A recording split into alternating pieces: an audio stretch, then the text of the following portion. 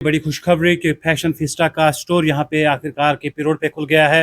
बिल्कुल बाकायदा तौर पे अभी आपने देखा कि विजुअल्स में भी देख रहे हैं कि इनाग्रेशन जो है इसकी होनी थी वो बाकायदा तौर पे हो गई है और ये अनंतनाग के लोगों के ही इसरार पे और उनके डिमांड पे ही ये स्टोर यहाँ पे खुला है, क्योंकि जहाँ बहुत सारे स्टोर्स है फैशन फिस्टा के, चाहे हम बात करेंगे श्रीनगर की, चाहे सोपोर की, चाहे शुपियाँ की, लेकिन अगर अनंतनाग के मेन टाउन की बात करेंगे तो यहाँ पे लोग जो है अभी तक इंतजार में थे कि फैशन फिस्टा कब यहाँ पे स्टोर अपना खोलेगा, ताकि जो परेशानियां उनको इनकी शॉपिंग करने में हो रही थी फैशन फिस्टा के स्टोर्स पे, श्रीनगर का सफ़र करना पड़ता था या शुपिया जाना पड़ता था या दूसरे स्टोर्स पे उनको जाना पड़ता था, तो काफ़ी दुश्वारियां भी फेस करनी पड़ती थी। तो आज बाकायदा तौर पे अनंतनाग के केपी रोड पे इसकी इनाग्रेशन हो गई है।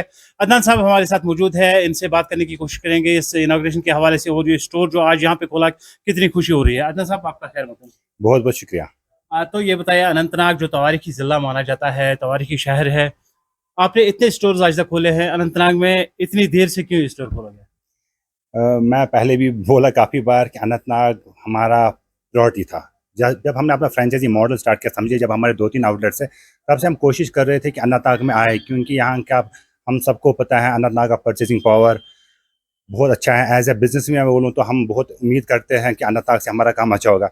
बट अनफॉर्चुनेट इंसिडेंट ये था कि हमें एक अच्छी लोकेशन पे जगह मिल नहीं रही थी, और मैं नहीं चाहता था कि, क्योंकि हमारा ऐसा रहता है अगर हमने एक आउटलेट दे दिया तो हम अनंतनाग में दूसरा नहीं दे सकते। तो मैं नहीं चाहता था कि कॉम्प्रोमाइज़ करें, ऐसी जगह पे हम आउटलेट स्टार्ट करें जहाँ पार्किंग ना हो और जहाँ फुटफॉल ना हो, और फिर हमारे जो बाकी रिसोर्सेज है वो बंद हो जाते।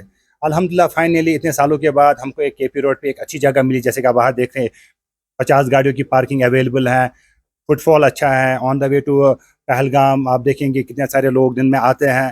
तो अल्हम्दुलिल्लाह फाइनली एक अच्छी जगह मिली और आज हम लेके आए हैं फैशन फिएस्टा अनंतनाग में। तो अगर अनंतनाग के लोगों की बात करेंगे, बिलखुसूस यूथ की, तो काफ़ी रश आपके स्टोर्स पे रहा करता था। जो डिमांड उनकी तरफ से थी, कितनी डिमांड थी और कितना इसरार किया उन्होंने ये स्टोर खोलने के लिए?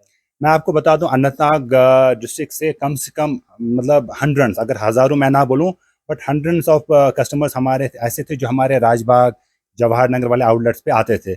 उनका काफ़ी रहता था, मतलब मेरे को खुद मायूस होता था मैं उनकी रिक्वेस्ट सुन के, कि बिकॉज अनंतनाग इतना बड़ा डिस्ट्रिक्ट होने के बावजूद मैं कर नहीं पा रहा था, मेरे को अच्छी जगह मिल नहीं रही थी।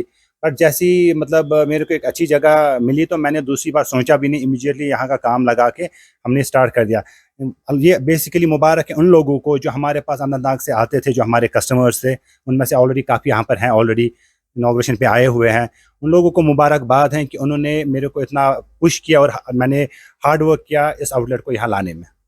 तो अगर बात करेंगे जम्मू कश्मीर की माशियत के हवाले से, ट्रेड का काफ़ी अच्छा खासा रोल है। नियर अबाउट 40% माशियत जो है ट्रेड पे ही, तजारत पे ही दारमदार रखती है। तो यहाँ बताइए, अगर नौजवान तबका यहाँ पे जो दिन ब दिन अगर देखेंगे बेरोज़गारी में मुब्तला होते रहते हैं, तो बेरोज़गारी को हटाने के लिए कौन से इकदाम उठाने की ज़रूरत है और नौजवानों को क्या करना चाहिए कि इस तरह की यूनिट खोलें? सबसे पहले मैं चाहूँगा हम एक कल्चर बनाएँ, एक जैसे कि आप देखेंगे हाईटेक सिटीज़ हैं, बेंगलुरु हो गया, हैदराबाद हो गया, जहाँ पर स्टार्टअप्स को प्रमोट किया जाता है, गवर्नमेंट की तरफ से सब्सिडीज़ दी जाती हैं, ईज़ ऑफ डूइंग बिज़नेस किया जाता है, आराम से जो भी परमिशन चाहिए होती है दी जाती है। हमें पता है कश्मीर में कोई कॉर्पोरेट सेटअप नहीं है, मल्टीनेशनल कंपनीज़ नहीं है, बहुत लोग मैक्सिमम लोग डिपेंडेंट हैं गवर्नमेंट जॉब से। तो ऐसी एक स्टेट के लिए बहुत इंपॉर्टेंट है कि वो अपना एक स्टार्टअप कल्चर और एंटरप्रेन्योर कल्चर स्टार्ट करे। उसके लिए गवर्नमेंट को मेरे हिसाब से, अगर मेरी सजेशन, मेरी राय ये हो रहेगी कि कोई भी यंग एंटरप्रेन्योर आता है उसको बड़ा फैसिलिटेट करे। अब गवर्नमेंट ने ऑफ लेट, जब मेरे को याद है मैंने स्टार्ट किया था, बड़े धक्के खाए मैंने। पहले एक डिपार्टमेंट से लाओ एनओसी, फिर दूसरे से आप परमिशन लाओ, फिर जी तब वैट होता था, वैट रजिस्ट्रेशन करो, उसके लिए इंस्पेक्शन के लिए बड़ा, वो आपको ऐसे इंस्पेक्शन के लिए आते थे जैसे पता नहीं आपने कोई मतलब क्राइम करना है, जबकि हमने बिजनेस करना था।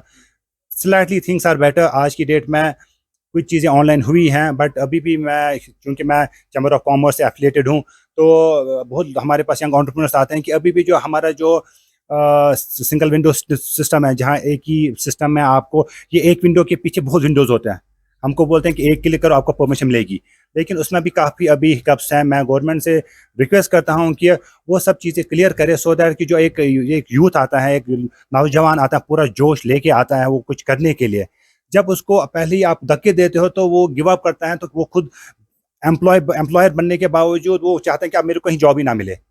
तो मैं गवर्नमेंट से रिक्वेस्ट करूंगा कि ऐसे लोगों को एनकरेज करे, उनको पुश करे। एक एक बंदा अगर एक छोटा सा बिजनेस स्टार्ट करता है तो कम से कम 5-6 लोगों को तो वो अकोमोडेट कर सकते हैं। तो आपकी अगर अनएम्प्लॉयमेंट से आपने लड़ना है, startup culture, entrepreneur culture is very important. तो यहाँ पे ये भी बताना चाहूँगा कि अदनान साहब जो कि इस फैशन फीस्टा के साथ वाबस्ता है, काफ़ी सालों से ये वक्त दे रहे हैं, इसके साथ ये बिज़नेस कर रहे हैं। ये खाली बिज़नेस ही नहीं कर रहे हैं बल्कि एक यहाँ पे एम्प्लॉयर भी है, बहुत सारे स्टोर्स खोल रखे हैं इन्होंने, बहुत सारे लड़कों को रोज़गार भी दिया है। तो इस हवाले से जानना चाहेंगे कि कुल कितने स्टोर्स हैं और कितने लड़के आपके इन बिज़नेस वेंचर्स पे काम कर रहे हैं? अल्हम्दुलिल्लाह आज जो हमारा अनंतनाग में 30th आउटलेट, 30 स्टोर्स आज हमारे हो गए। और एम्प्लॉयज़ की बात की जाए तो 250 से ज़्यादा हमारे 253-254 एम्प्लॉयज़ स्टोर को लेकर हमारे टोटल एम्प्लॉयमेंट प्रोवाइड करते हैं। तो यहाँ पे अगर हालात की बात करेंगे, जम्मू कश्मीर दिन ब दिन जो तरक्की की राह पर गामज़न हो रहा है, पहले ऐसे हालात हुआ करते थे कि यहाँ पे लोग जो है बिज़नेस के स्टोर खोलने से या बिज़नेस को शुरू करने से पहले हज़ार बार सोचते थे और डर जाते थे कि कहीं हमारा बिज़नेस जो है खोलने से पहले ही बंद ना हो जाए। लेकिन क्या आपको लग रहा है कि अब यहाँ धीरे-धीरे हालात सामान्य हो रहे हैं, अब वक़्त आ गया है बिज़नेस वेंचर्स को खड़ा करने का और लोगों को भी आगे आना चाहिए, लड़कों को खासकर नौजवान तबके को जो नौकरियों के पीछे लगे रहते हैं, उनको भी अब जो मुख्तलिफ स्कीमें मुतारिफ की गई है गवर्नमेंट की जानिब से, उनका फ़ायदा उठाकर बिज़नेस की तरफ आना चाहिए?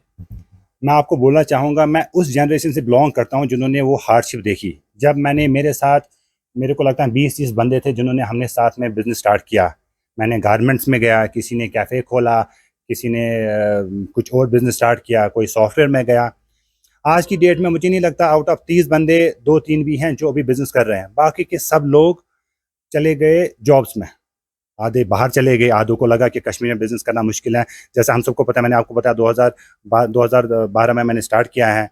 कितने सारे इंसिडेंट्स हुए और कश्मीर के लॉकडाउन हमें पता है 1-2 दिन के नहीं रहते थे, महीने भर बंद रहता था। तो वही प्रॉब्लम है कि कश्मीर में आजकल आज तक स्टार्टअप कल्चर नहीं रहा है, बिकॉज़ काफ़ी चैलेंज रहते थे। अल्हम्दुलिल्लाह शायद मेरा बैक स्ट्रॉन्ग था या अल्लाह की मर्ज़ी थी, तो मैं सर्वाइव किया और अल्हम्दुलिल्लाह एक्सेल किया। बट बहुत सारे लोग ऐसे हैं जिन्होंने गिव अप किया और वो एम्प्लॉयमेंट देने की बजाय एम्प्लॉयमेंट ढूंढने लगे। तो वही है क्या, अब हालात बेहतर हैं, कम से कम पिछले कई सालों से कोई लॉकडाउन नहीं हुआ है, स्टोन पेल्टिंग नहीं हुई है, तो लोगों को आना चाहिए। और जो आपने गवर्नमेंट पॉलिसीज़ की बात की, डेफिनेटली गवर्नमेंट ने काफ़ी पॉलिसीज़ हैं, बट अगेन एक और बात बोलूँगा कि वो पॉलिसीज़ लोगों तक पहुँचती नहीं है। I don't know how, but government should take some initiative. जब वो मतलब आप एक पॉलिसी लॉन्च करके एक न्यूज़पेपर में डाल के दे देते हैं, किसी को पता भी नहीं होता कि ऐसे इंसेंटिव्स हैं, ऐसे सब्सिडीज़ हैं। थोड़ा आप वर्कशॉप करें, थोड़ा सा आप पब्लिक अपीयरेंस करें, पब्लिक ग्राउंड में लोगों को अवेयर किया जाए, सो दैट कि लोगों को पता चले नहीं ये सब चीज़ें हमको मिल रही हैं, तो हमारे लिए बिज़नेस करना आसान होगा। तो बहुत-बहुत शुक्रिया आपका वक़्त देने के लिए। आखिर में आपसे सर जानना चाहेंगे, हमारी तरफ से भी काफ़ी शुक्राना है 30th स्टोर के लिए। अनंतनाग के लोगों के लिए क्या पैगाम रहेगा आज के हवाले से? अनंतनाग के लोगों के लिए तो सबसे पहले मुबारकबाद कि हम फाइनली, आपकी डिमांड थी और हमने इसको पूरी की, हम यहाँ आए, तो ये मुबारकबाद हमको नहीं है, अनंतनाग ज़िले को है, अनंतनाग डिस्ट्रिक्ट को है। अब हम यहाँ पर आए हैं, ऐसे हमारे काफ़ी कस्टमर्स हैं जो हमारे रेगुलर हैं, उनको तो कहना नहीं, वो ऑलरेडी आ चुके हैं। हम ड्यूरिंग इनॉग्रेशन, ड्यूरिंग सेटअप ही वो उन्होंने शॉपिंग कर ली। बट काफ़ी लोग ऐसे भी हैं अनंतनाग ज़िले के जिनको ज़्यादा अवेयरनेस नहीं होगी फैशन फेस्टा को लेकर। उनसे रिक्वेस्ट ये करूँगा कि आप आए, एक बार हमारा प्रोडक्ट ट्राई करें। मैं उम्मीद करता हूँ और मैं श्योर हूँ इंशाल्लाह आपको बाकी मार्केट से हमारे प्रोडक्ट्स अलग लगेंगे, प्राइजेस जेन्युइन लगेंगे। Thank you. बहुत बहुत शुक्रिया। तो ये थे अदनान कर रहे थे हमारे साथ जिन्होंने 30th स्टोर आज खोला है। बल्कि यहाँ पे ये कहना चाहूँगा कि ये खाली बिज़नेस पे तवज्जो नहीं देते हैं, बल्कि लोगों को काफ़ी लगभग 250 के करीब लोगों को रोज़गार भी फराहम कर रहे हैं। और इनका मुद्दा मकसद यही था कि यहाँ पे अगर अनंतनाग में जो स्टोर खोलना है उसी जगह पे खोला जाएगा जहाँ पे फिजिबल लोकेशन हो, अच्छी लोकेशन हो। इसीलिए इतना देर लगा इसमें। बिलाखिर जो है फैशन फीस्टा की तरफ से अनंतनाग के केपी रोड पे ये स्टोर आज इनाग्रेट हो चुका है, बाकायदा इसकी इनाग्रेशन हो गई है। अब यहाँ पे जो डिफरेंट वेराइटीज़ इनके पास अवेलेबल होती है वो हासिल करने के लिए आप यहाँ पे तशरीफ़ ला सकते हैं।